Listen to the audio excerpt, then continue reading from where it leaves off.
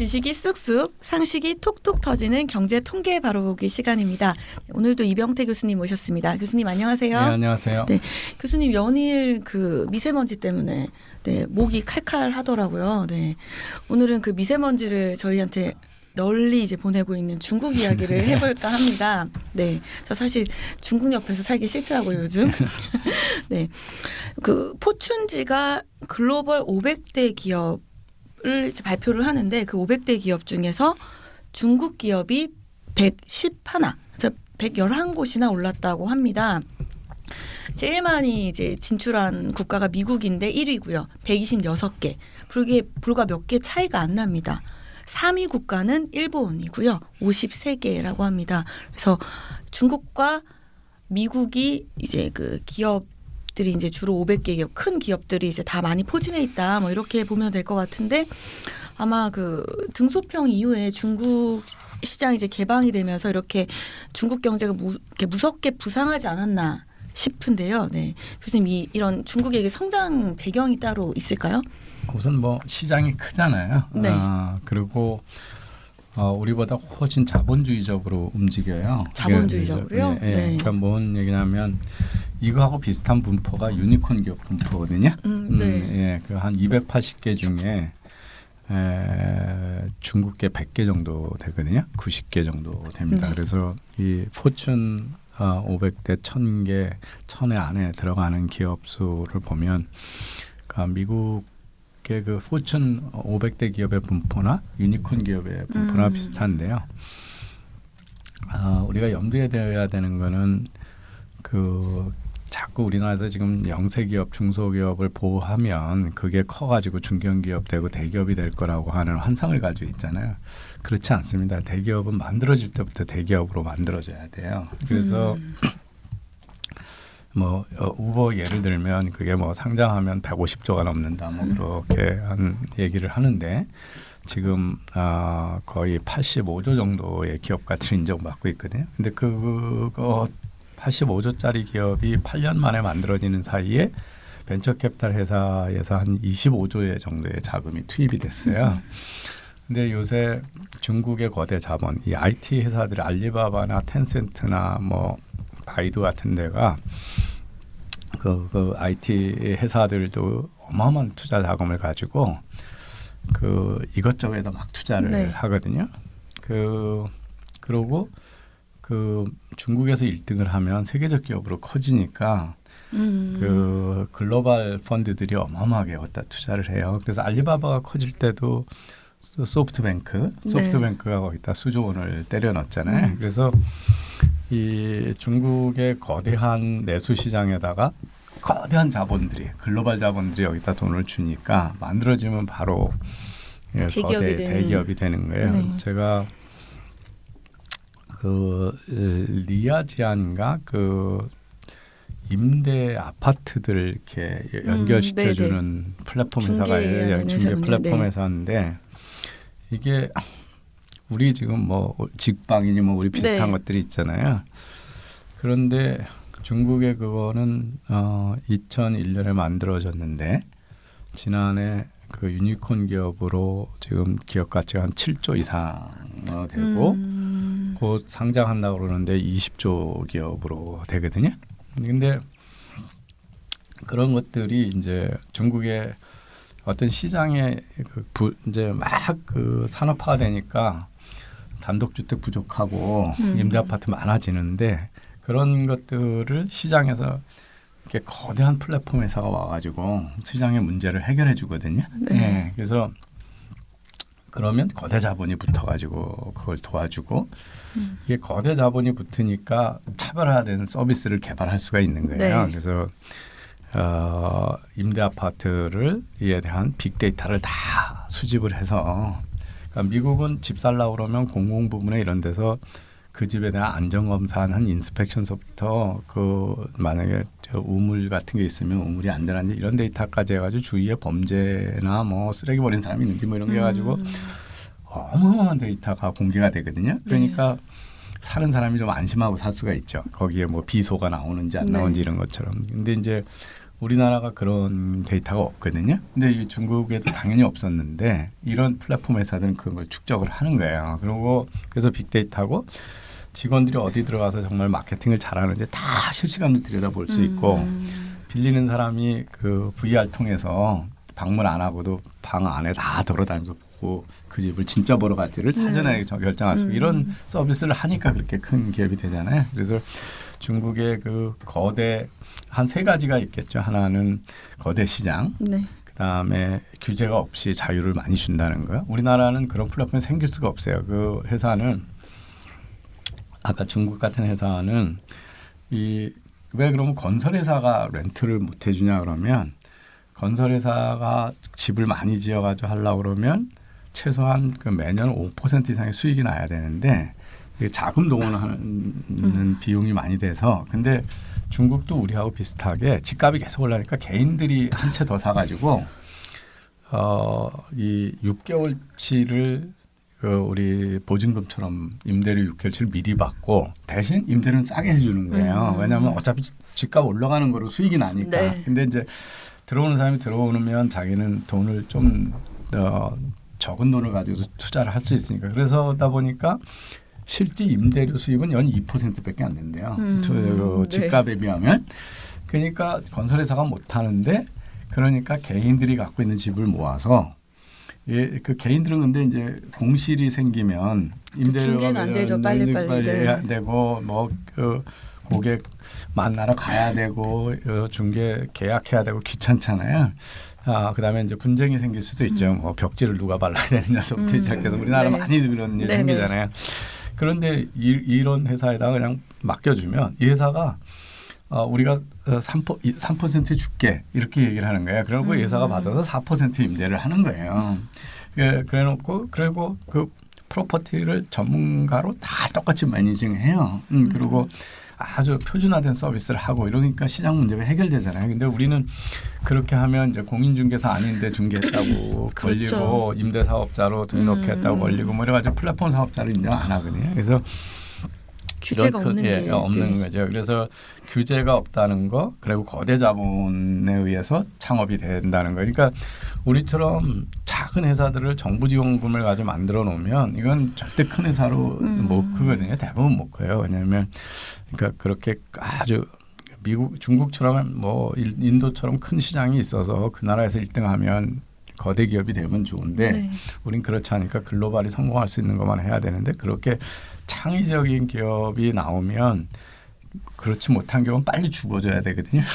그래야 창의적인 기업이 제대로 돈을 벌면서 사업을 할 수 있잖아요. 근데 정부 지원받은 창의성도 없는 좀비 기업이 많아지면 이렇게 못 크죠. 그래서 그 한 세 가지 요인을 중국의 거대 시장, 거대 자본이 자본에 의해서 창업을 한다. 그다음에 정부 규제가 적다. 이런 것들이 미국, 중국의 거대 빠르게 기업, 성장하는. 그리고 그 유니콘 기업이 조단위 유니콘 기업이 이렇게 많이 생기니까 그놈들이 성공하면 포춘 기업도 금방 성공하죠. 근데 최근까지는 그랬다고 저도 이제 믿고 있었는데 저는 요즘 중국 경제가 좀 우려스럽다는 생각이 드는 게 시진핑 주석이 그 뭐 장기 집권을 할 것처럼 이제 이렇게 하다 보니까 아무래도 그 정치적인 자유가 줄어들면서 경제적인 자유도 영향을 미치지 않을까.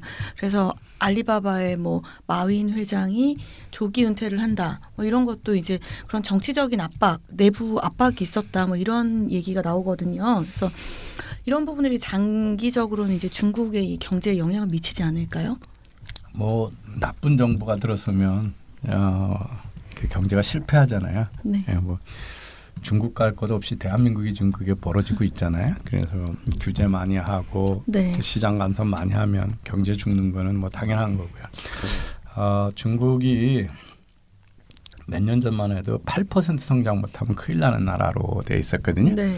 근데 지금 이제 6% 곧 뭐 4%대로 내려간다는 비관적인 결과까지 있어요. 4% 6% 밑반으로 내려가면 그 실업이 증가하게 돼 있거든요. 그다음에 이제 또 걱정하는 게 섀도우 금융이라고 그래서 그 공기업이 되게 많잖아요. 그래서 국가가 운영하는 공기업이 많은데 그것들이 워낙 부실화된 그 채권이 너무 많아서 부채가 너무 많아서 그것도 이제 걱정을 하고 뭐 그러는데 뭐 어디나 경제 개발하다 보면 어떤 한계에 도달하면 이제 혼란이 좀 오거든요. 우리가 IMF도 그래서 온 거죠. 그 네. 팽창 이주에 잘 나가니까 다 미래를 긍정적으로 보고 채무를 많이 끌어가지고 공격적인 투자를 하다가 시장 상황이 그렇게 안 되면 이제 그 금융 비용도 못 갚는 기업들이 네. 나타나고 전문성도 없는데 그 다각화를 많이 해가지고 국제 경쟁도 없는 기업도 막 늘려놓고 이런 것들은 장기간 팽창이 되는 경제에서 나타나는 거니까. 그런데 뭐 부분적으로는 중국이 그렇게 되면서 우리한테 충격이 오겠죠. 그리고 중국은 최근에 생산성에 비해서 인건비가 가장 빨리 오르어가는 나라거든요. 네. 그래서 중국이 이제 비싼 나라가 됐어요. 그래서 네. 제조업이 차지하는 고용 비중이 급격히 줄 수밖에 없는 공장들이 이제 중국 밖으로 나가겠네요. 베트남이나 동구 유럽 이런 데 네. 훨씬 싸거든요. 그래서 그리고 동구 유럽 이런 데는 시장에 가까이 있잖아요. 그죠? 네. 그래서 체코 뭐 슬로바니아 이런 데가 다 그 시장 가까이 있는 데고 값이 싼 인건비를 가지고 있거든요. 그리고 영어들도 잘하고. 네. 그래서 우리나라 기업도 그렇고 중국 기업도 그쪽에 공장들을 많이 세웠고 인도는 더 싸고요.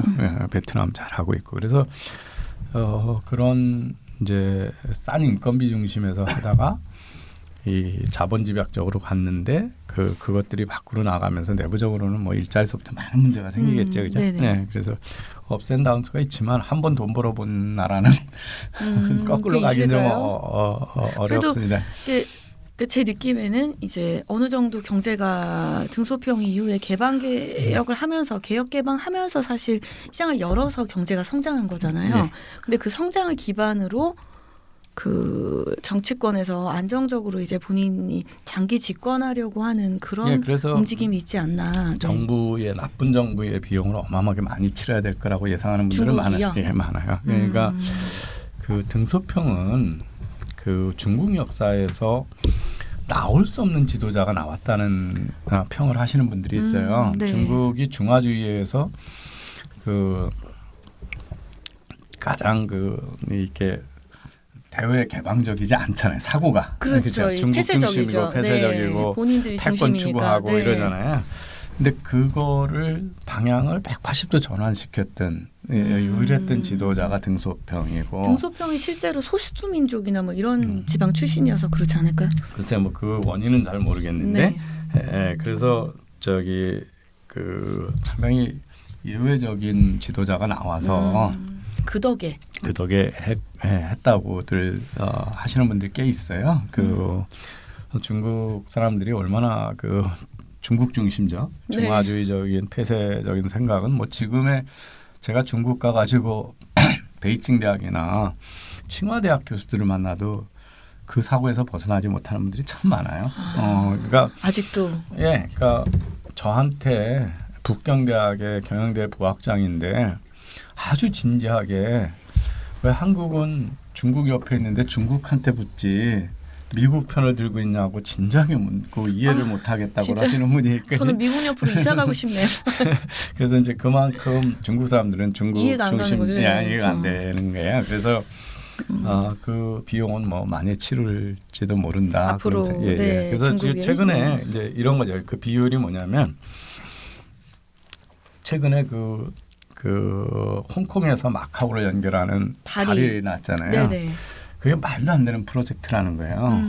경제성으로 보면 비행기나 배나 훨씬 싼 길이 네. 있는데 중국의 힘을 과시하기 위해서 한그 전시행정이네요. 전시행정이에요. 그리고 그 계획됐던 거에 비해서 프로젝트 비용도 어마어마하게 많이 더 들었거든요.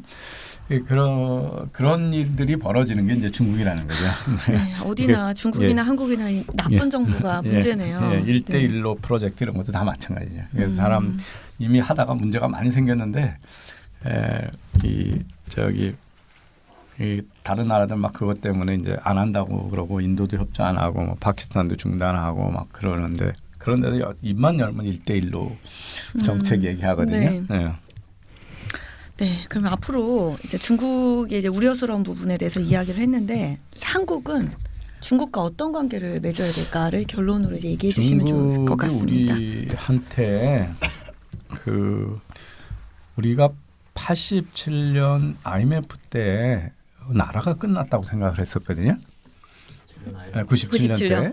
그러고 나서 경제 회복이 V자로 회복될 거라고 얘기했던 학자나 전문가들 없었어요. 다 점점 더 밑으로 가든지 L자로 한참 갈 거라고 그랬잖아요. 근데 그 V자로 회복하는 데는 중국이 옆에서 경제 성장했다라고 하는 큰 변수가 있는 거예요. 그러니까 우리나라의 비효율적으로 높아진 노동시장이나 인건비를 겪던 기업들은 거기 가서 생산을 할 수 있는 기회가 생겼고 기술이 있는 기업들은 반제품이나 설비를 갖다 팔아먹는 기회가 생겼잖아요. 그다음에 이제 소비재도 그렇고 또 우리나라의 그 요커들이 와가지고 소비를 또 일으켜줬잖아요. 네. 그래서 그런 면에서는 우리가 상당히 운이 좋았던 거예요. 그간에는 만약에 중국이 그때 급속한 팽창, 경리적인 팽창을 하지 않았으면, 근데 그거는 일본이 우리 덕에 했던 거하고는 비교할 수 없는 정도로 우리 경제에 비해서 중국이 큰 거잖아요, 그죠? 그래서 우리가 긍정적으로 보면 안보 비용 같은 거를 미국이 감당해주고 또 많은 제도나 사업하는 방법은 우리가 기술 같은 거는 일본에서 쉽게 베껴서 배울 수 있었잖아요. 문화적으로도 가깝고 지리적으로도 가까웠고 이론을 쉽게 할 수 있고 그래서 그리고 일본이 우리나라의 값싼 노동력을 이용하기 위해서 마산 이런 데 와서 수출제 공장 만들었잖아요.